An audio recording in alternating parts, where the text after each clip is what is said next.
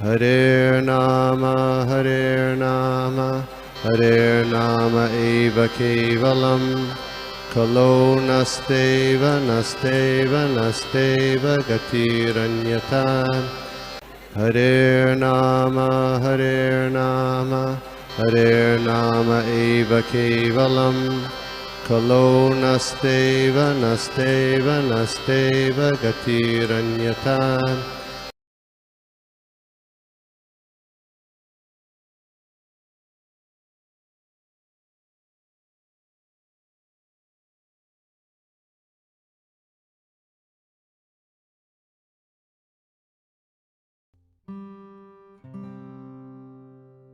Hare Krishna, Prabhuji, Dandat Pranam. Thank you so much, Prem Saka Prabhuji, for wonderful kirtan. So we will start with today's session. We will start with the prayers. Hare Krishna. Om Namo Bhagavate Vasudevaya. Om Namo Bhagavate Vasudevaya. Om Namo Bhagavate Vasudevaya. Narayanam Namaskrityam Naram Chaiva Narottamam Devim Sarasatim Vyasam ततो जयमुदीरयेत् नष्टप्रायेषु भद्रेषु नित्यं भागवत सेवया भगवती उत्तम श्लोके भक्तिर्भवति नैष्टुकी। नमो विष्णुपादाय कृष्णप्रेष्ठाय भूतले श्रीमते भक्तिवेदांत स्वामिनिति नामिने। नमस्ते सारस्वते देवी गौरवाणी प्रचारिणे निर्विशेष शून्यवादी पाश्चात्य देशतारिणे। जय श्री कृष्ण चैतन्य प्रभु नित्यानंद श्री अद्वैत गदाधर श्रीवास आदि गौर भक्त वृंद। हरे कृष्णा कृष्ण कृष्ण हरे हरे, हरे राम राम राम हरे हरे। हरे कृष्णा कृष्ण कृष्ण हरे हरे, हरे राम राम राम हरे हरे। हरे कृष्ण कृष्ण कृष्ण हरे हरे, हरे राम राम राम। हरे कृष्ण महामंत्र की जय, श्रील प्रभुपाद की जय। हरे कृष्ण। तो आज हम पढ़ रहे हैं दूसरे स्कंद का तीसरा अध्याय श्लोक क्रमांक 22, और इस अध्याय का जो शीर्षक है वो है शुद्ध भक्तिमय सेवा और हृदय परिवर्तन। सो वी विल आज हम पढ़ेंगे 22वां श्लोक। सो श्लोक इस प्रकार है।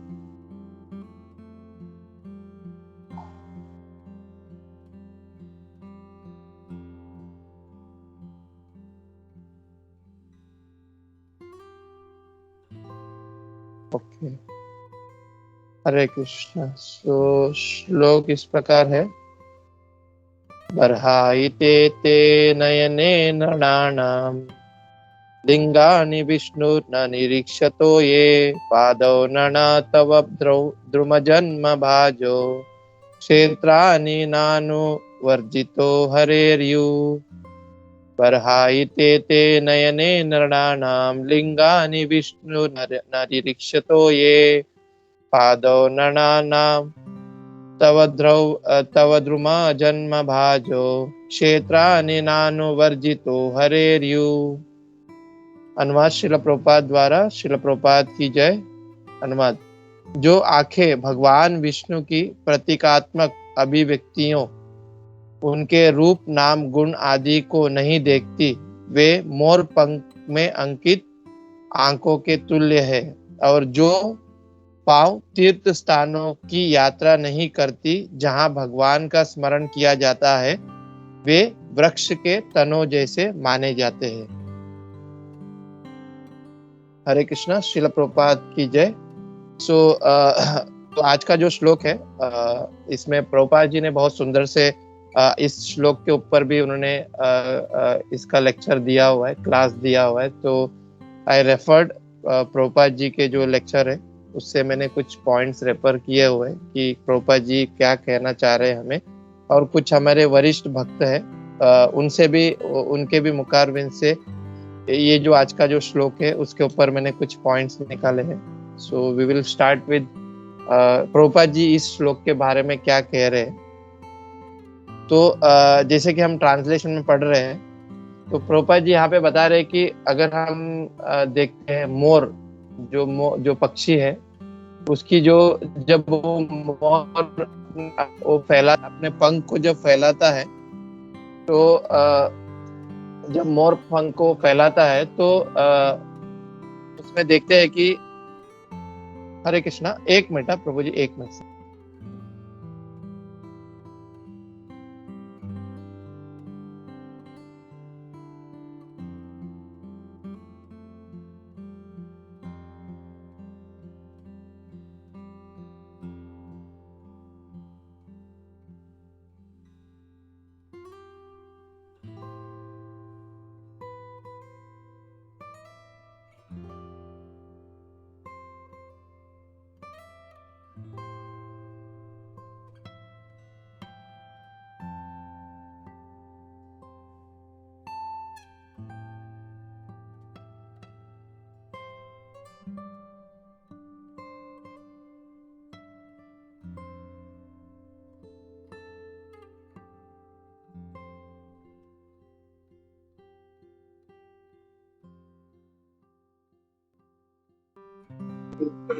प्रभु जी आप म्यूट पे है प्रभु जी।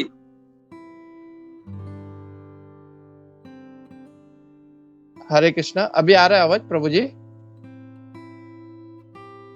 हरे हाँ कृष्णा। प्रभु जी, हाँ प्रभु जी। ओके। सो आज का जो श्लोक है, अगर हम ट्रांसलेशन देखते हैं तो उसमें ये लिखा गया हुआ है कि जो मोर जो पक्षी है, अगर उसकी हम पंख वो जब मोर फैलाता है अपने पंखों को, तो हम देखते हैं कि उसमें एक अलग अलग, उसमें एक आंख के जैसे वो चित्र बनाया हुआ है। अगर हम मोर के पंख को देखेंगे तो ऐसे बहुत सारे आंख के जैसे चित्र हम मोर के पंख में देखते हैं जब मोर अपनी पंख को फैलाता है। तो इस श्लोक में बताया जा रहा है कि वो भले ही वो दिखने में आग जैसा दिखता है, पर उसका यूज नहीं है कुछ, वो किसी को देख नहीं सकता है, सिर्फ वो एक चित्र के समान है, वो एक चित्र है। तो उस आग का क्या फायदा, ऐसा आज के श्लोक में बताया जा रहा है कि ऐसे आंखों का क्या फायदा। तो उसी तरह से यहाँ पे श्लोक में बता रहे कि जो मनुष्य है, ये जो आज का जो श्लोक में स्पेशली मनुष्य के बारे में बताया गया है, इसके लिए ये वर्ड है नराणाम, पादव नराणाम मतलब नराणाम मतलब मनुष्य। तो ऐसे मनुष्य, ऐसे जीव जिनकी जो आंखें हैं, अगर वो भगवान के रूप को या भगवान की जो विग्रह को अगर नहीं देखते हैं, भगवान के जो आध्यात्मिक रूप को नहीं देखते, तो ऐसे आंखों का क्या फायदा। तो वो प्रभुपाद जी बता रहे। और प्लस जिसकी जो मनुष्य, जिसके जो पैर है, जिसके जो लेग है, जिसके जो पैर है, अगर ऐसे पैर तीर्थ स्थल में नहीं जाते हैं, तो ऐसे जो मनुष्य के जो पैर है वो किसके समान बताया जा रहा है। उसका जो वृक्ष है, जो ट्री है, उसके जो जड़ है, उसके समान मनुष्य के जो पैरों को कंपेयर किया गया है। तो मनुष्य की जो आंखें, जो अगर वो भगवान के फॉर्म, भगवान के रूप को नहीं देखते, तो उसकी जो आंखें वो उस मोर के पंख में जो चित्र बनाया हुआ है उसके समान बता रहे हैं। और जिसके पैर तीर्थ स्थल में नहीं जाते हैं, तो उसको जो झाड़ है, जो वृक्ष है, उसके जो जड़े है, उसके समान बताया जा रहा है। तो प्रभुपाद जी अपने तात्पर्य, अपने लेक्चर में बताते हैं कि जो जीव जो है, human form of life, definitely they have the eyes, उनके पास चक्षु है, आंखें है, पर और वो आंखें का क्या काम है, वो किसी को देखना। तो प्रभुपाद जी ये बताते कि मनुष्य को इन आंखों से भगवान के जो रूप है उसको वो देखना चाहिए। पर प्रभुपाद जी ये बताते कि जो जीव जो है अपनी जो बद्ध अवस्था, मतलब भौतिक संसार में इतना फंसा हुआ है, और उसके वजह से वो अपनी जो भौतिक चक्षु है उससे वो भगवान के जो आध्यात्मिक रूप है उसको वो नहीं देख पा रहा है। तो इसके वजह से भगवान स्वयं ऐसे जो जीव जो है, ऐसे जो बद्ध जीव है, उनके ऊपर कृपा करने के लिए भगवान स्वयं एक विग्रह के रूप में वो प्रकट होते हैं।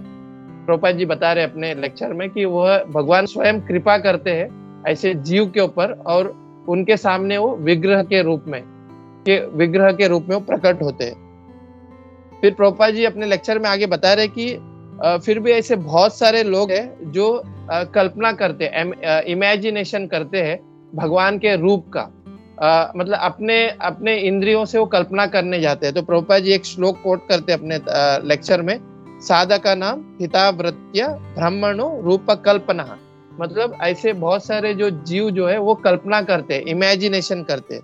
तो प्रभुपाद जी अपने लेक्चर में जो मायावादी जो फिलोसोफर है उनके ऊपर वो खंडन करते हैं कि मायावादी जो फिलोसोफर है अपने जो अपने जो ज्ञान है, पुअर फंड ऑफ नॉलेज, जो उनकी जो ज्ञान जो है वो क्या बोलते हैं मायावादी फिलोसोफर की जो परम सत्य है, एब्सोल्यूट ट्रुथ, उसका कोई रूप नहीं है, फॉर्मलेस है, वो रूप विहीन है। तो फिर भी ऐसे जो मायावादी फिलोसोफर है वो ये बोलते हैं कि भले ही जो परम सत्य वो फॉर्मलेस है या रूप विहीन है, फिर भी अगर हमें ध्यान करना है तो हम ऐसे जो फॉर्मलेस है या रूप विहीन के ऊपर हम ध्यान नहीं कर सकते।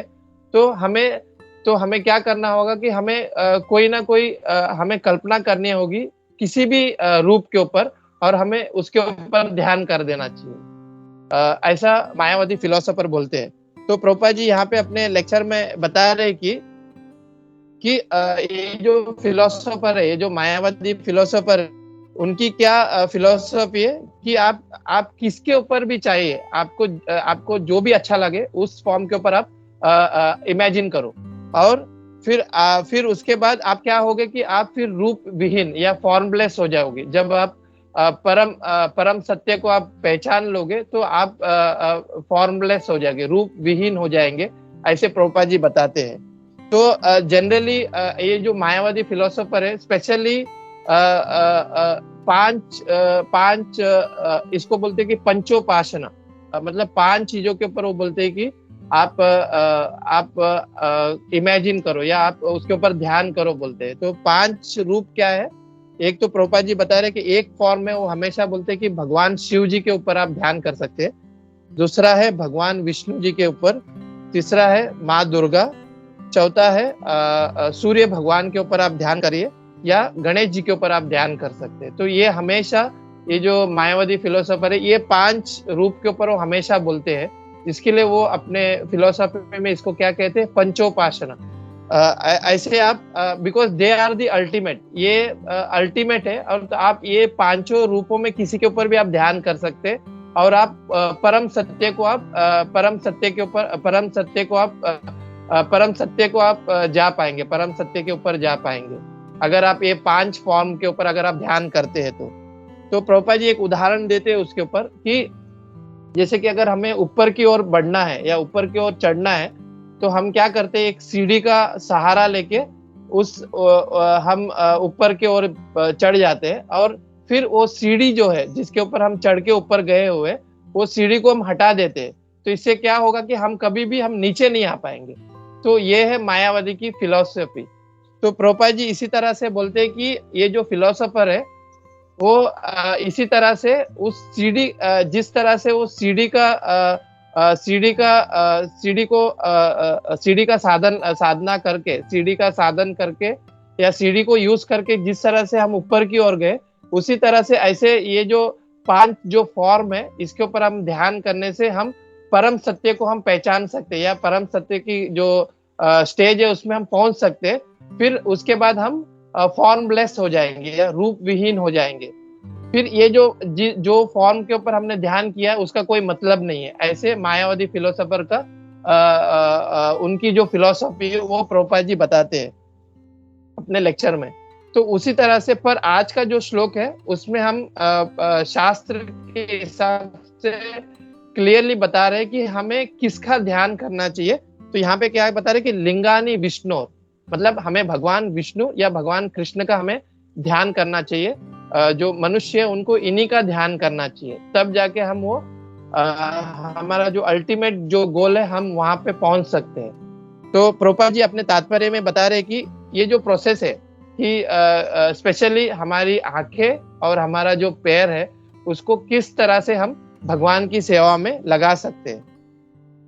तो जैसे कि हमने पहले भी ये टॉपिक कवर किया था कि जैसे कि भक्ति रसामृत सिंधु में 5 टॉपिक, जैसे कि जो 64 अंग है भक्ति का, उसमें जो 5 मेन टॉपिक है, ये जो 64 अंग में जो 5 मेन टॉपिक है, दैट इज साधु संग, नाम कीर्तन, भागवत श्रवण, मथुरावास और श्री मूर्तिर श्रद्धया सेवन। तो 5 जो मेन टॉपिक है, जो 64 अंग जो है भक्ति का, उसमें 5 अंग जो मेन है क्या है? साधुओं का संग, नाम कीर्तन और भागवत श्रवण जो हम कर रहे हैं, फिर मथुरावास, हमें धाम का वास या धाम में हमें जाना चाहिए, और 5वां है श्री मूर्ति श्रद्धया सेवन, मतलब डेटी वर्शिप। तो ये जो लास्ट जो टॉपिक है डेटी वर्शिप के बारे में आज का जो प्रभुपाद जी ने अपने तात्पर्य में लिखते हैं कि स्पेशली हर एक भक्त को डेटी वर्शिप करना चाहिए। तो पर प्रभुपाद जी वहां पे मेंशन करते हैं अपने तात्पर्य में कि विशेष रूप से जो गृहस्थ भक्त है उनको ये अर्च विग्रह की जो सेवा है उसको स्पेशली करना चाहिए। वो प्रभुपाद जी अपने तात्पर्य में हाईलाइट करते हैं। तो the first point is urge विग्रह की सेवा। तो ऐसे बहुत लोगों की, मतलब बहुत सारे जो लोग हैं, बहुत सारे लोगों में क्वेश्चन आते हैं कि अगर हमें अर्च विग्रह की सेवा करनी चाहिए तो किस तरह से हमें करना चाहिए, और कैसे अर्च विग्रह किस तरह से होना चाहिए, क्या मतलब हमें क्या फॉर्म में भगवान को अपने घर पे स्थापना करना चाहिए, ऐसे बहुत लोगों का क्वेश्चन होता है। तो इसमें ऐसे तो हम देखते हैं कि भगवान जो है भगवत गीता में भी कहते हैं कि योमा पश्यति सर्वत्र। भगवान तो हर एक कण में, हर एक जीव में, हर एक जगह पे भगवान है, पर स्पेशली भगवान 8 तत्वों में अपने आप को प्रकट करते हैं। जैसे कि भगवान स्वयं भागवतम में 11वें स्कंद में 27वें अध्याय में 12वां श्लोक में भगवान स्वयं उद्धव जी को इसके बारे में बताते हैं कि मैं स्पेशली, ऐसे तो मैं हर एक कण में, हर एक जीवों में, हर एक जगह पे उपस्थित हूँ, पर स्पेशली मैं 5 तत्वों में मैं आके प्रकट होता हूँ। अपने विग्रह के रूप में मैं 5 तत्वों में प्रकट होता हूँ। तो वो क्या क्या तत्व है, तो ये भगवान उद्धव जी को बताते हैं। तो ये इस तरह से श्लोक भगवान बोलते हैं कि शैली दारु मही लोहे, लेप्या लेख्या च सैक्यति, मनोमही मणिमही, प्रतिष्ठा विदा स्मृतः। तो भगवान क्या बोल रहे उद्धव जी को यहाँ पे कि प्रतिमा अष्टविदा स्मृतः, मतलब मेरी जो प्रतिमा है ये 5 तत्वों से बनाया जा सकता है। भगवान यहाँ पे बोलते हैं उस तरह से मेरी जो विग्रह को मेरी पूजा कर सकते हैं जीव। तो ये 5 चीजें क्या है, तो द फर्स्ट इज शैली मतलब पत्थर की मूर्ति। हम देखते हैं स्पेशली ऐसा बताया जाता है कि जब हम घर के अंदर, जब घर में अगर हम ऐसे विग्रह को हम रखते हैं तो उसकी जो साइज है वो 12 इंच छोटी होनी चाहिए। जब हम घर पे वो ऐसे विग्रह का जब हम भगवान की पूजा करते हैं तो उसकी जो साइज है 12 इंच छोटी होनी चाहिए। और उसी तरह से मंदिर में हम देखते हैं कि मंदिर में there is no any limit, हम कितने से बड़े विग्रह भी हम मंदिर में स्थापना कर सकते हैं। तो द फर्स्ट थिंग इज शैली मतलब पत्थर की मूर्ति। हम देखते हैं कि अलग अलग प्रकार के भगवान की विग्रह है, मार्बल में होती है, ग्रेनाइट में होती है, तो और अलग अलग पत्थरों में भगवान की विग्रह बना के हम भगवान की पूजा कर सकते हैं और भगवान से हम रेसिप्रोकेट कर सकते हैं, भगवान से हम आदान प्रदान कर सकते हैं।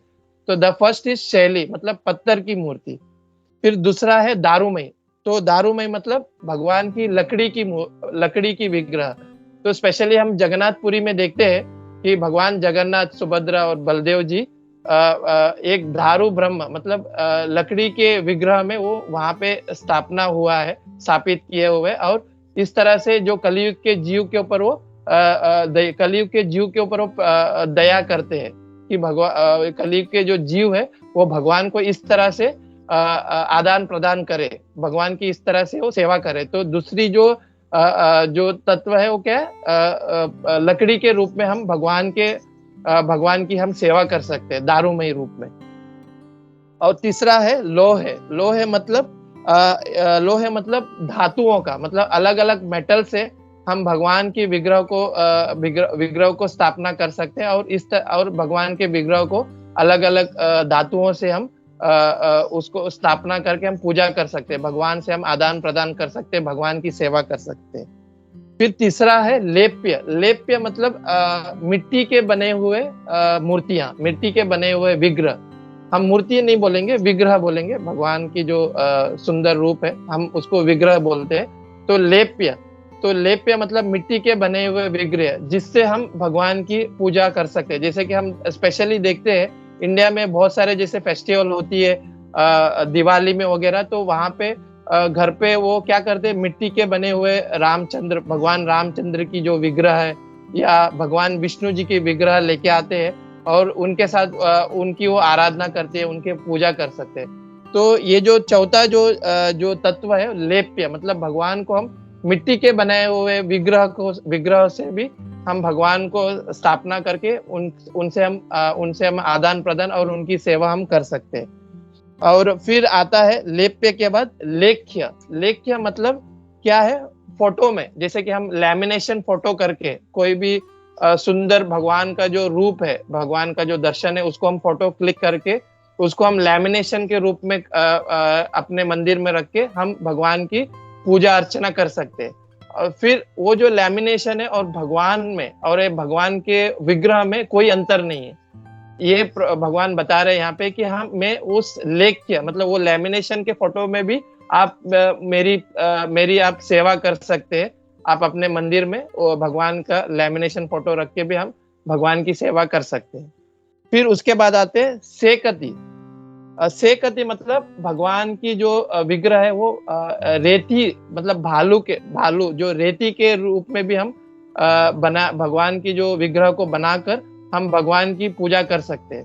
तो स्पेशली हम अगर रामेश्वरम में देखते हैं, रामेश्वरम में एक टेम्पल है, उसका नाम है अरुलमिगु रामनाथ स्वामी टेम्पल। तो यहाँ पे हम भगवान शिव जी का जो शिवलिंग है वो रेती से बनाया हुआ शिवलिंग है।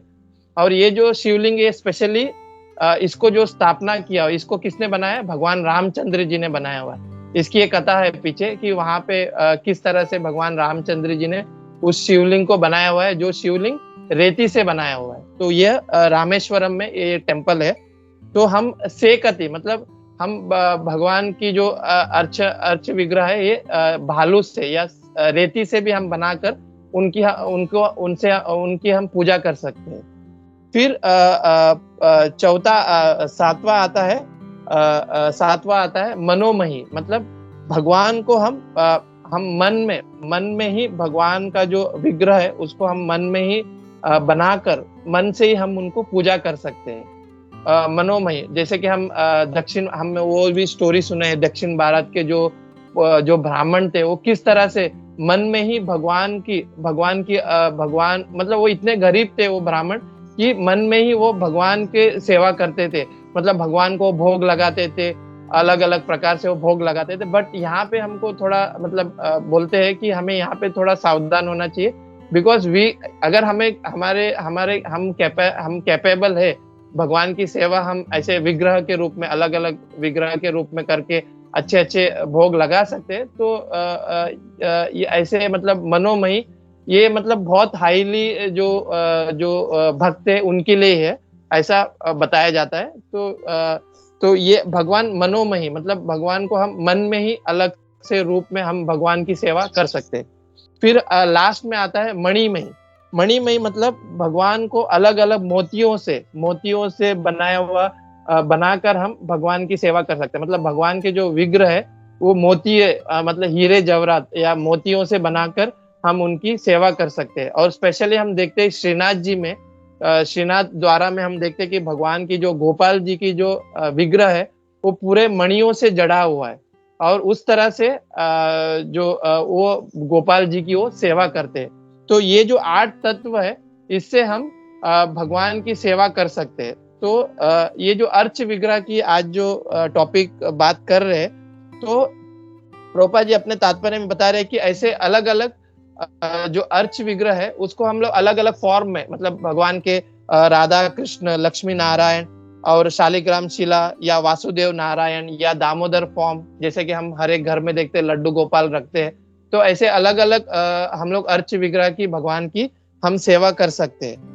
पर यहाँ पे प्रभुपाद जी बहुत इंपॉर्टेंट टॉपिक बोल रहे हैं कि ये जो अर्च विग्रह की सेवा है हमें गुरु के आदेश अनुसार ही करना चाहिए। क्योंकि गुरु को पता रहता है कि हम कैपेबल है नहीं है, वो गुरु को पता रहता है। तो प्रभुपाद जी यहाँ पे वो हाईलाइट करते हैं अपने तात्पर्य में कि हमें अगर ऐसी अर्च विग्रह की सेवा करनी चाहिए, करना है, तो हमें गुरु से या हमारे वरिष्ठ भक्तों से हमें परमिशन लेना चाहिए। Then only we can do this seva, because उन्हें पता है कि हम कैपेबल है नहीं है, उन्हें पता रहता है। तो प्रभुपाद जी ये अपने तात्पर्य में हाईलाइट करते हैं कि हमें जो भी सेवा करना है वो गुरु के आदेश अनुसार ही करना चाहिए।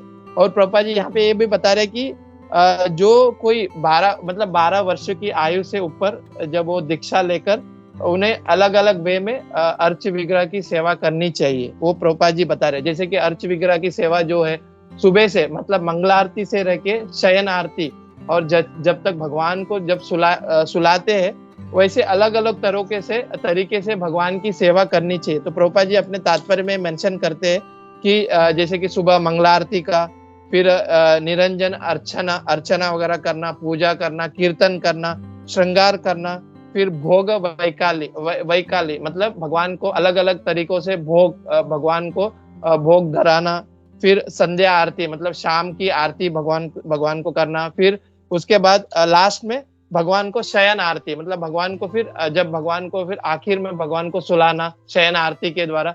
तो अलग अलग तरीकों से हम भगवान की सेवा करनी चाहिए, वो प्रभुपाद जी अपने तात्पर्य में बता रहे।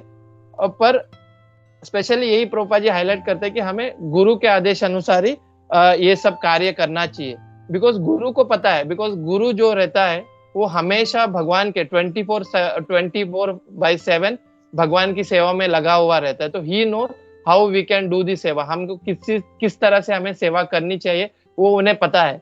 इसके लिए प्रभुपाद जी अपने तात्पर्य में हम जो गुरु अष्टकम में गाते हैं कि श्री विग्रहार धन नित्य नानान श्रृंगार तन्मन, वो जो श्लोक है वो हम जो गाते हैं डेली, वो प्रभुपाद जी यहाँ पे हाईलाइट करते हैं कि श्री विग्रहार धन नित्य नाना श्रृंगार तन्मंदिर मार्जनादो तस्य भक्तांश नियुंजतोपि वंदे गुरु श्री चरण रविंदम। तो ये प्रभुपाद जी यहाँ पे हाईलाइट करते हैं कि जो श्री गुरुदेव है वो सदैव मंदिर में श्री राधा कृष्ण की पूजा में रत रहते हैं, वे अपने शिष्यों को भी ऐसी पूजा में संलग्न करते हैं। तो he knows how we have to do the seva. इसके लिए प्रभुपाद जी ये बताते हैं कि हमें गुरु के आदेश अनुसार ये करना चाहिए।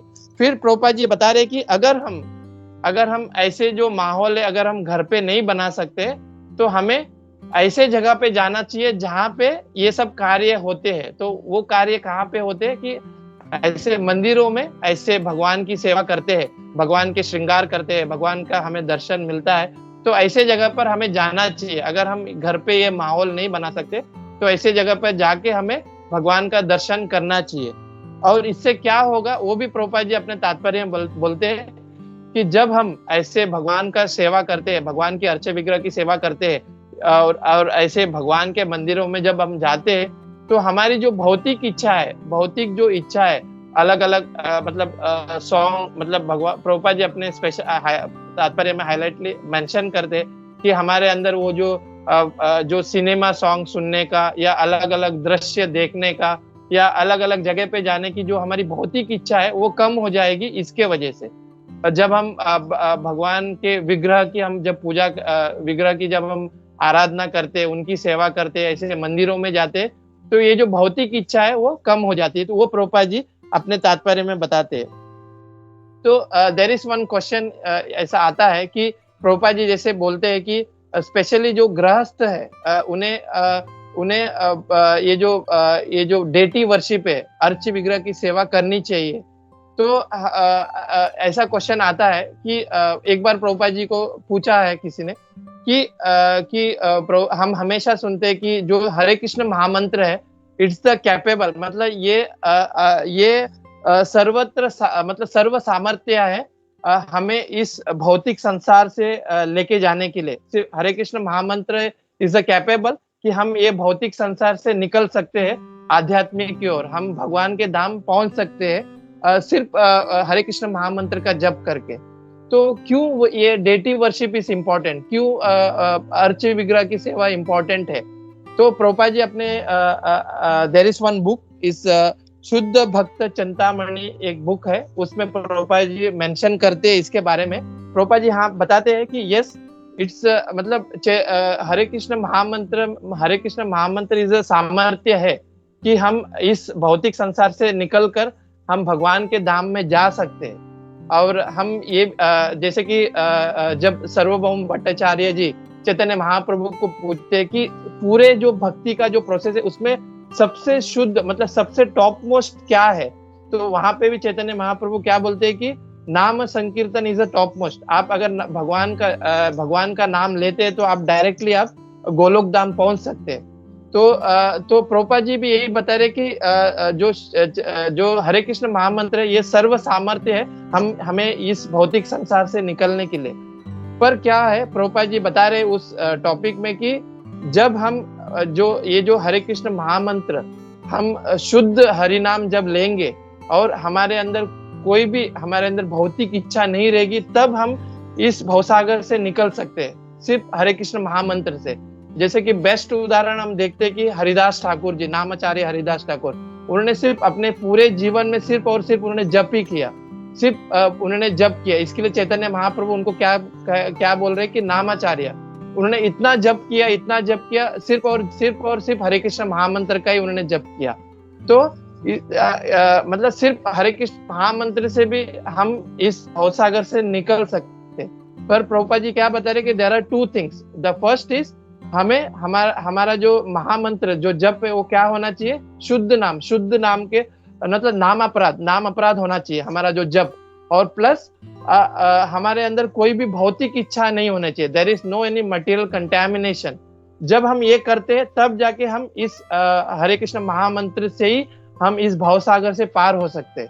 पर प्रभुपाद जी ये बता रहे कि क्या होता है कि हमारी हमारे जो प्रीवियस जो हमारे जो हैबिट्स है हमारे जो पूर्व जन्म की या हमारे पुराने जो हैबिट्स है, इसके वजह से हम कहीं ना कहीं ये रूल्स एंड रेगुलेशन ब्रेक हो सकता है, या हम कहीं ना कहीं हम हम जो आध्यात्मिक स्तर से हम नीचे, या हमारे जो हम जैसे कि साधक जो भक्त है हम जो रूल्स एंड रेगुलेशन से हम ब्रेक हो सकते हैं या हम भटक सकते हैं। इसके वजह से प्रभुपाद जी स्ट्रेस करते हैं कि हमें अर्च विग्रह की सेवा करनी चाहिए।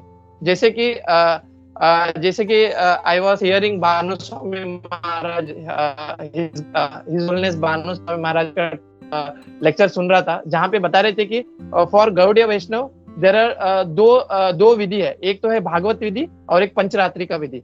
तो भागवत विधि क्या है कि हमें भागवत विधि क्या है, सिर्फ हरे कृष्ण महामंत्र, हमें सिर्फ हरे कृष्ण महामंत्र जप करना, दैट इज भागवत विधि। और पंचरात्रि का विधि क्या है, डेटी वर्शिप। तो भानु स्वामी महाराज बता रहे थे कि for Gaudiya Vaishnava they will follow both, मतलब वो दोनों फॉलो करते हैं, भागवत विधि भी फॉलो करते हैं और पंचरात्रि का विधि भी फॉलो करते हैं। तो वहां पे भी भानु स्वामी महाराज यही बता रहे थे कि सिर्फ भागवत विधि से भी हम इस भवसागर से पार हो सकते हैं। पर हमें पंचरात्रि का विधि भी इम्पोर्टेंट है, बिकॉज उन्होंने जीव गोस्वामी जी का एक कोट उन्होंने वहां पे बोला कि जीव गोस्वामी जी, हमारे जो षड गोस्वामी जी है उसमें जीव गोस्वामी जी ये बताते हैं कि जो जीव जो है, ये जो जीव है वो क्या होता है कि इस संसार में उनके कुछ पुराने जो कर्म है उसके वजह से वो भटक सकते हैं या वो नीचे की ओर आ सकते हैं। उसके वजह से हमें जो पंचरात्रि का विधि है, जो डेटी वर्शिप है, वो भी गौड़ीय वैष्णव के लिए इम्पोर्टेंट है। तो when we do both is very easy, मतलब बहुत सरल हो जाता है कि हम इस भवसागर से हम निकल सकते हैं। तो वो भानु स्वामी महाराज वो हाईलाइट करते हैं कि we have to do both, मतलब हमें दोनों विधि भी हमें फॉलो करना चाहिए। तो there is one incidence happen, जब प्रभुपाद जी के समय एक छोटी सी इंसिडेंस बोल के मैं अपनी वाणी को यहाँ पे विराम देता हूँ कि एक बार ऐसा हो गया कि जब प्रभुपाद जी के समय बहुत सारे जो भक्त रहते हैं वो बस के द्वारा बस पार्टी बोलते हैं उसको, मतलब जो पूरा जो नाम संकीर्तन भक्तों के साथ एक साथ वो लोग क्या बस से निकल कर हर एक जगह पे वो जाके नाम संकीर्तन करते हैं। तो एक टाइम क्या हो गया कि बस जो बस पार्टी है, जो संकीर्तन पार्टी है, अपने बस को वो मंदिर के ओर लेके आते हैं और मंदिर के सामने रुककर वो एक दो भक्त जो रहते हैं वो बस से बाहर निकलते हैं और एक दूसरे से आर्ग्यू करने लगते हैं, एक दूसरे को चैलेंज करते हैं कुछ चीजों के ऊपर। तो प्रभुपाद जी उनको देख लेते हैं, तो प्रभुपाद जी तुरंत समझ जाते हैं कि इनके अंदर जो स्पिरिचुअलिटी की जो भावना है वो कम है। तो प्रभुपाद जी तुरंत उन भक्तों को बोलते हैं कि आप एटलीस्ट 3 महीनों तक आप संकीर्तन पार्टी में मत जाइए और आप जो विग्रह है उसके आप बहुत निकट रहिए, मतलब आप विग्रह की सेवा करते रहिए और विग्रह को ध्यान रखिए और विग्रह के निकट रहिए। ऐसा करके प्रभुपाद जी उन भक्तों को बोलते। फिर आगे जाकर प्रभुपाद जी उसका एक्सप्लेनेशन भी उन भक्तों को देते हैं कि क्यों उन्होंने ऐसा बोला। कि प्रभुपाद जी वहां पे ये बताते हैं कि जब आप विग्रह के पास जब आप रहते हैं तो पूरी तरह से आप मतलब विग्रह की जब आप सेवा करते हैं, जैसे कि हम देखते हैं कि भगवत गीता के जो 12th चैप्टर है वहां पे भी प्रभुपाद जी अपने एक तात्पर्य में इसके बारे में मेंशन करते हैं कि जब भक्त जो है विग्रह की सेवा करता है, मतलब वो सुबह बहुत जल्दी उठ जाता है, फिर अच्छे कपड़े पहनता है, अपने आप को शुद्ध करता है, फिर उसके बाद डेटी को उठाता है, फिर डेटीज को स्नान कराता है, उनकी अर्च विग्रह की उनकी सेवा करते हैं, अलग अलग तरह से भोग लगाता है। फिर पूरा दिन वो अपनी जो चेतना है, अपनी जो कॉन्शियसनेस है, वो बहुत ध्यान पूर्वक वो सेवा करता है अर्च विग्रह की। इससे क्या होता है कि हमारे अंदर वो जो हमारी जो भौतिक जो चेतना है उससे हम ऊपर उठकर हम आध्यात्मिक चेतना में बहुत सरल से हम आ सकते हैं। तो वो प्रभुपाद जी वहां पे उन भक्तों को समझाते हैं कि ना जब हम डेटीज के एकदम करीब रहते हैं और उनकी जब सेवा करते हैं तो ये जो छोटी मोटी ये जो भौतिक जो चीजें उससे हम डाइवर्ट नहीं होते और हम हम शुद्ध चेतना के ऊपर बहुत इजीली हम वहां पे स्टेबल हो सकते हैं। तो इसके लिए जो गौड़ीय वैष्णव है उन्हें ये दोनों प्रोसेस, मतलब भागवत विधि और पंचरात्रि का विधि, ये दोनों प्रोसेस को फॉलो करना चाहिए, तब जाके वो इस भवसागर से वो पार होने में बहुत उनको ही विल भी बहुत सरल हो जाता है इस भवसागर से पार होने के लिए। तो वो आज के जो तात्पर्य है, स्पेशली जो विग्रह की सेवा जो प्रभुपाद जी ने लिखा हुआ है, वो इसके लिए लिखा हुआ है कि it's very important for Gaudiya Vaishnava. तो ये सिर्फ ये मेरे लिए भी लागू होती है और प्रभुपाद जी ने आज ये टॉपिक के ऊपर बताया है, तो वही आज मैं यहाँ पे बोलने की प्रयास किया कि क्या है एक्चुअल में deity worship, why it's important for Gaudiya Vaishnava. So मैंने बस यही प्रयास किया कि जो कुछ प्रभुपाद जी ने अपने लेक्चर में और ऐसे जो वरिष्ठ भक्त है उनके मुकाबले से जो कुछ कहा वो मैं यहाँ पे बोलने का प्रयास किया हूँ। सो अगर मुझसे कुछ गलती हुई तो मुझे क्षमा करिए। हरे कृष्णा। सो मैं अपनी वाणी को यहाँ पे विराम देता हूँ और श्रील प्रभुपाद की जय, गुरु महाराज की जय, सभी एकत्रित भक्त वृंद की जय। हरे कृष्णा।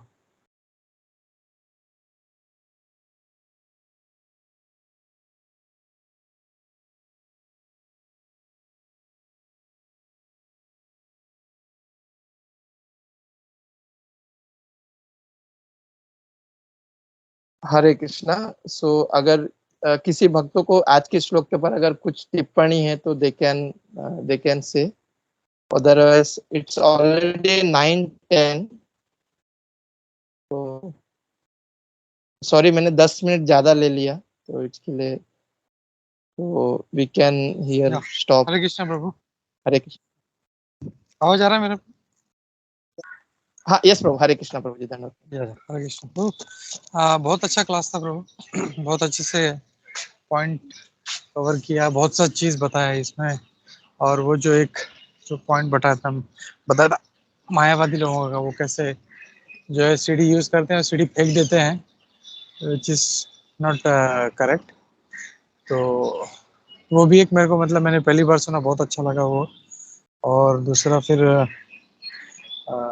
अलग अलग प्रकार के जो हम लोग, जैसे कुछ दिन पहले ही हम लोग बात कर रहे थे कितने प्रकार के मटेरियल जो भौतिक वस्तु है उसमें भगवान उतरते हैं। तो यू क्लैरिफाइड दैट पांच पांच वस्तु है तो उसमें आते हैं। That was one nice information. फिर भागवत विधि है और पंचरात्रि का विधि है। तो खाली इस पे मैं ये बोलना चाह रहा था कि बोथ आर इम्पोर्टेंट, लेकिन भागवत विधि जो है दैट इज टॉप मोस्ट, लेकिन हम उस लायक नहीं है। और इतना मतलब चैतन्य महाप्रभु भी बोलते हैं, इतना सिंपल बना के रखा है। वो जैसा दूसरे श्लोक में ही बोलते हैं ना, शिक्षिकाष्टक में, नाम नाम अकारी बहुधा निजी सर्वशक्ति। भगवान ने अपना पूरा शक्ति में, भगवान में जितना शक्ति है उतना ही शक्ति भगवान के नाम में भी है। अगर हम लोग डेटी वर्शिप करें तो हो सकता है उस डेटी में हमको उतना रेसिप्रोकेशन ना हो। अगर हम लोग सही तरीके से उसको नहीं कर रहे हैं, हम लोग ऑफेंड कर रहे हैं, हम लोग अपराध कर रहे हैं, तो हो सकता है कि हम लोग उतना मतलब जो है उस डेटी वर्शिप से हमको फायदा ना हो। इनफैक्ट हमारा पतन हो सकता है अगर हम लोग सही तरीके से डेटी वर्शिप ना करें तो डेटी वर्शिप जो है उसमें बहुत रूल्स एंड रेगुलेशन है। यू स्ट्रेस द पॉइंट कि हमको करना चाहिए, लेकिन मैं जस्ट इसके लिए बोल रहा हूँ ऐसा नहीं हो कल उठ के सभी बोलना चालू कर मुझे भी डेटी चाहिए, मुझे भी डेटी चाहिए, मुझे भी डेटी चाहिए। तो इट्स वेरी डिफिकल्ट। उसके बहुत सारे स्टैंडर्ड्स है, उसको फॉलो करना चाहिए। और नॉर्मली होता ये है कि एंथुजियाज्म में सब तो स्टार्ट तो कर देते हैं, लेकिन वो 3 महीना 6 महीना साल भर चलता है और फिर धीरे धीरे वो डिग्रेडेशन हो जाता है और फिर वो उसको मेंटेन नहीं कर पाते। That is where the problem starts. और फिर वो हमारा मतलब जो है उद्धार करने के बजाय वो हमको, अगर हम लोग उसको निग्लेक्ट करते हैं रूल्स एंड रेगुलेशंस को, तो हमारा पतन का कारण बन सकता है। तो रूल्स एंड रेगुलेशंस है, लेकिन नाम में कुछ भी रूल्स एंड रेगुलेशन नहीं। नाम नाम अकारी बहुधा निज सर्वशक्ति तत्रार्पित नियमित स्मरणे न कालः। कोई रूल्स एंड रेगुलेशन नहीं। भले आप टॉयलेट जाके हो, अशुद्ध हो, लेकिन हम लोग तो भगवान का नाम ले सकते हैं। लेकिन डेटी वर्शिप ऐसा नहीं है। अगर मैं मतलब एक 40 मिनट्स भी सोया हूँ तो मुझे तुरंत नहा के फिर मैं ऑल्टर के पास जा सकता हूँ। मुझे ऑल्टर के पास में भी जाके फिर आचमन करना पड़ेगा। आचमन के लिए फिर वो रूल्स एंड रेगुलेशन, आचमन क्या, आचमन जो बना है whether is as per standards, या खाली उसमें अपना एक पानी भर दिया थोड़ा सा और फिर आचमन शुरू कर दिया, वो भी नहीं चलेगा। तो आचमन का स्टैंडर्ड से आचमन किस तरह से बनेगा, और फिर वो जो स्टैंडर्ड से बना हुआ आचमन पात्र है उससे आचमन करना है। तो लोग देखते हैं खाली बस वो हाथ में डालते हैं, वो लुंग लुंग लुंग लुंग पानी पीते हैं और छोड़ देते, बट उसके लिए भी मंत्र है। तो वो मंत्र भी सही तरीके से करना चाहिए। तो मैं ज़्यादा टाइम नहीं लूँगा, but only point I want to stress was कि डेटी वर्शिप इज मतलब चैतन्य महाप्रभु, सॉरी श्रील प्रभुपाद जी ने स्ट्रेस किया है, लेकिन वो इसलिए ताकि हम सीरियसली जो है हम लोग डेटी वर्शिप जो है भगवान से अटैच्ड हो। क्योंकि नॉर्मली जैसे देखते हैं बच्चे लोग जो है अपने डॉल से बहुत अटैच रहते हैं, तो हमको भी वो होना चाहिए। अगर वो नहीं हो रहा है then we will be in problem. वो रूल्स एंड रेगुलेशन हम लोग नहीं फॉलो कर रहे हैं तो देन विल बी। तो that is the difference between Pancharatri का विधि एंड जो क्या है भागवत विधि। भागवत विधि आपको कुछ भी नहीं करना है, जस्ट भगवान का नाम लेना है, चाहे आप सो रहे हो, खा रहे हो, उठ रहे हो, जो भी है। तो दैट इज वेरी सिंपल। लेकिन उसमें भी फिर जो है मतलब अपराध नहीं होना चाहिए। तो हम लोगों को अपना देखना है, हम लोग को जनरलाइज नहीं करना कि अरे ये डेटी वर्शिप कर रहा है तो मुझे भी डेटी वर्शिप करना चाहिए। Whether I will be able to follow, क्या मैं ये कर पाऊंगा, not of out of enthusiasm. तो we should be able to maintain throughout his life. हम लोग जैसे मतलब डेटी वर्शिप का स्टैंडर्ड है कि अगर हमने एक बार स्टैंडर्ड सेट कर दिया कि मैं दिन में 5 बार भोग लगाऊंगा, तो ऐसा नहीं है बाद में फिर 4 कर दिया, बाद में 3 कर दिया, फिर 2 कर दिया, नहीं। हाँ, आप एक जो मिनिमम आप जो कर सकते हो वो स्टैंडर्ड मेंटेन करना चाहिए कि मैं दिन में सिर्फ 2 बार भोग लगाऊंगा। क्योंकि 2 बार तो हम लोग अपने लिए बनाते ही हैं, तो भी हमको पता है कि हम लोग 2 बार तो भोग लगा ही पाएंगे। And then we increase. हाँ चलो ठीक है, हमारा साल के बाद 2 साल के बाद हमारा अटैचमेंट बढ़ रहा है, तो फिर हमने उसको 3 कर दिया, 4 कर दिया। तो स्टैंडर्ड्स हमेशा ऊपर की तरफ जाना चाहिए एंड नॉट डाउन। तो ये सब पॉइंट्स जो है हम लोग को we have to be very careful and we have to keep this in mind and then we have to think of any decision we are taking. और जैसे बहुत अच्छा पॉइंट बोला कि जो है हम लोगों को अपने गुरु से अगर डेटी वर्शिप करना है तो we have to check, we have to ask our spiritual master, क्या मैं ये कर सकता हूँ। और हमारे साथ में जो जो वरिष्ठ भक्त हैं, we can express our opinion कि मेरा ऐसा इच्छा हो रहा है तो मैं क्या करूँ। फिर इफ दे से, बिकॉज और वो जो आपको जो अच्छी तरह से जानते हैं, दे विल नो क्या करना चाहिए। तो अगर इफ दे नो कि you will not be able to maintain, they will tell you don't do it right now, wait for 6 months 1 year। तो फिर उनके अगर फिर वो बोलते हैं हाँ ठीक है करो, then you should approach spiritual master. हाँ ठीक है, क्योंकि अपने लोकल अथॉरिटी से तो परमिशन मिल गया, then we go to spiritual master. हाँ ठीक है गुरु महाराज मैं क्या करूँ, this is my desire. And then automatically जो भी भगवान का इच्छा होगा, that will be delivered to us through spiritual master, क्योंकि भगवान भी जो है गुरु के ही अवतार हैं। तो ये कुछ जो पॉइंट्स था, just wanted to stress, because deity worship का क्लास सुन के जो है या इसके बारे में सुन के people get enthusiastic and then वो they should not get carried away. इसके लिए ये सब पॉइंट्स मैंने ऐड किया। Thank you Sarvadev Prabhu. Hare Krishna. Yeah, Prabhu. Thank you so much, Prabhu, for highlighting this point, Prabhu. Yeah, Hare Krishna, Kunjeshwari Mataji.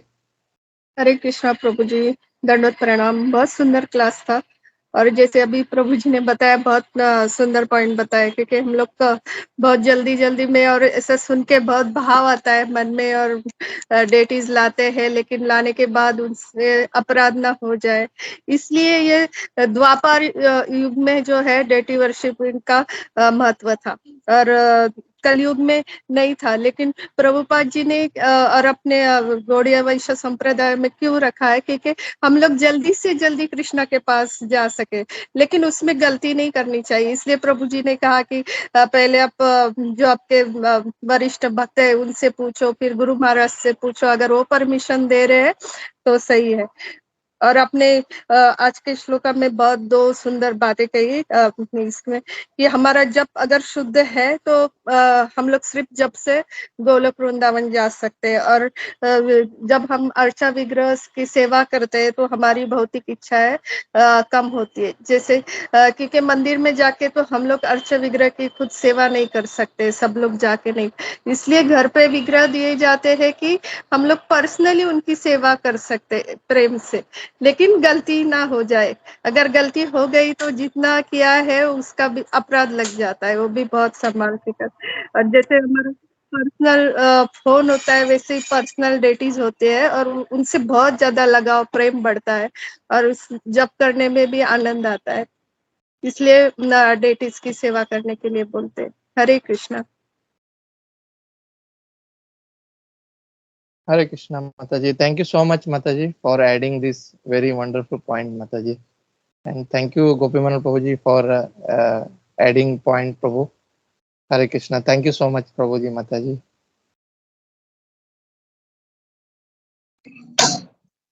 हरे कृष्णा। गोपीमंडल प्रभु धन्यवाद प्रणाम।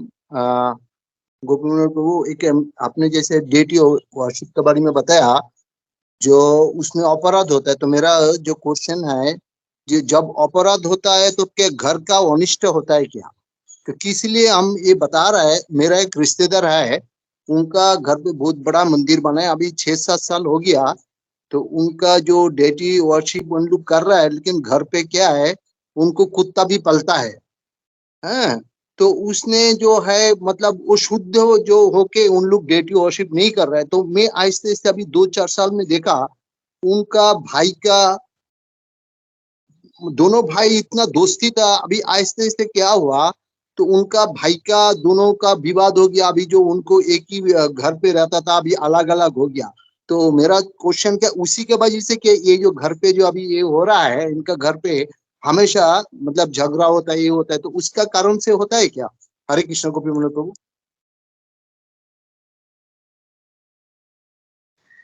हरे कृष्णा, दंडवत प्रणाम प्रेम से प्रभु। बहुत अच्छा क्वेश्चन पूछा प्रभु। एक्चुअली ये सब जो माध्यम है ये भगवान के पास जाने का माध्यम है। लेकिन जैसे मैं वही बोला था कि हर चीज का एक स्टैंडर्ड है, we have to follow that. तो अगर घर में डेटी है तो कुत्ता नहीं हो सकता, क्योंकि कुत्ता जो है वो शास्त्रों में मना किया है कि वो घर में नहीं होना चाहिए। तो we have to completely avoid that और we have to follow as per standards. लेकिन समझो अगर कोई नहीं फॉलो कर पा रहा है तो इसमें दो एस्पेक्ट होता है। मतलब एक तो कि वो स्टैंडर्ड फुलफिल नहीं कर पा रहा है तो उसका अनिष्ट तो नहीं होगा, उसका जो भक्ति है, भक्ति डाउन हो सकता है। उसका उसका जो वो जो अपराध कर रहा है भगवान के प्रति, जैसे अलग अलग अपराध है, नाम अपराध है, धाम अपराध है, बेटी जो है विग्रह का अपराध है, तो उसमें अनिष्ट नहीं होगा, उसमें जो है उसका भक्ति डाउन होगा। लेकिन ये जो आप एंगल बोल रहे हैं तो ऐसा तो शास्त्रों में कोई ऐसा उदाहरण नहीं है, बट जैसे मैंने कुछ केसेस में देखा है कि जैसे एक तो जब डेटी वर्शिप जो डेटी लाते हैं तो उसका स्टैंडर्ड है कि पहले उसका प्राण प्रतिष्ठा होना चाहिए। लेकिन अगर वो प्राण प्रतिष्ठा के हिसाब से नहीं हुआ है और वो उस स्टैंडर्ड को भी नहीं फॉलो कर रहा है तो हो सकता है उस घर का वास्तु खराब हो जाए। दैट कैन हैपन, एंड उस वास्तु की वजह से हो सकता है कुछ प्रॉब्लम हो सकता है, बट ऐसे अनिष्ट तो ऐसा कुछ नहीं होना चाहिए। तो क्योंकि भगवान जो है उस विग्रह के रूप में आए हैं, तो अगर जैसे आप घर पे बुलाऊं और आपको सोफे पे बिठा दिया अच्छे से तो वो आप आए, लेकिन ना पानी पूछ रहा हूँ न खाने के लिए पूछ रहा हूँ, प्रभु आपके लिए क्या करना है, तो आप थक के आए हैं इतना कलकत्ता से लंबा से, एंड अगर आपको अटेंशन नहीं मिलेगा तो एज ए गेस्ट जो है किसी को भी अच्छा नहीं लगेगा। अरे मेरे को इधर तो बिठा दिया, कोई नहीं, सब अपने काम में लगे हैं, सामने ही बैठ के मेरे मोबाइल देख रहा है, वो व्हाट्सएप पे चैट कर रहा है। तो लॉर्ड इज वेरी पर्सनल। तो भगवान भी ऐसा हम जब बुला रहे हैं और भगवान के सामने हम बैठ के उनका नाम का गुणगान करने के बजाय व्हाट्सएप पे हम लोग अगर चैट करते रहे हम लोग, तो he will not like it. तो वो है, तो एक अपराध हो सकता है, दूसरा जो है उसका वास्तु खराब हो सकता है, तो वास्तु की वजह से कुछ घर में प्रॉब्लम स्टार्ट हो सकती है। तो दिस इज व्हाट जो है I have seen in few cases. Hare Krishna Prabhu ji, धन्यवाद प्रणाम प्रभु। थैंक यू प्रभु। क्योंकि इनका जो अभी मतलब इनका जो दो भाई था ना, एकदम राम लक्ष्मण का जैसे था, एक नहीं आता था दूसरा नहीं खाता था, वो एक दूसरा नहीं आता था एक नहीं खाता था। अभी ऐसा हो गया, मतलब एक दूसरे को शक्ल भी नहीं देखता है घर पे, इतना मतलब बुरा हालत हो गया उनका घर पे। जो कुत्ता भी था, हम लोग देखता, मैं काफी दफा उनको बताया, जब भूख लगाता था, लेकिन दे आर नॉट डेबुटीज, जब कभी भूख लगाता था हम जो उनका घर पे जाता था, मैं कहता था कभी कभी, जो तुम्हारा भूख जब लगाता है वहां पे कुत्ता बैठ रहता है, जब कुत्ता जब देखता है तो भगवान को भूख नहीं होता है, उसमें भगवान उसमें एक्सेप्ट नहीं करते। मैं कई दफा बोलता, तो हमको कभी कभी बोलते भाई तुम्हारा नियम तुम्हारा पास रखो, हमको ऐसा बोल देता था, तो मैं इसके बाद और कुछ नहीं बोलता था। तो अभी ये आहिस्ते आहिस्ते देखता था, जब डिग्रेडेशन जो आपने कह रहा ना, अभी इनके घर का हालत इतना खराब हो गया है, काम चला गया, ये हो गया ये हो गया, मतलब बहुत बुरा हालत हो गया अभी। वही हरे कृष्ण, बहुत धन्यवाद प्रणाम। सर्वदेव प्रभु, बहुत अच्छा क्लास था आपका, बहुत अच्छा क्लास था। हरे कृष्ण, धन्यवाद प्रणाम।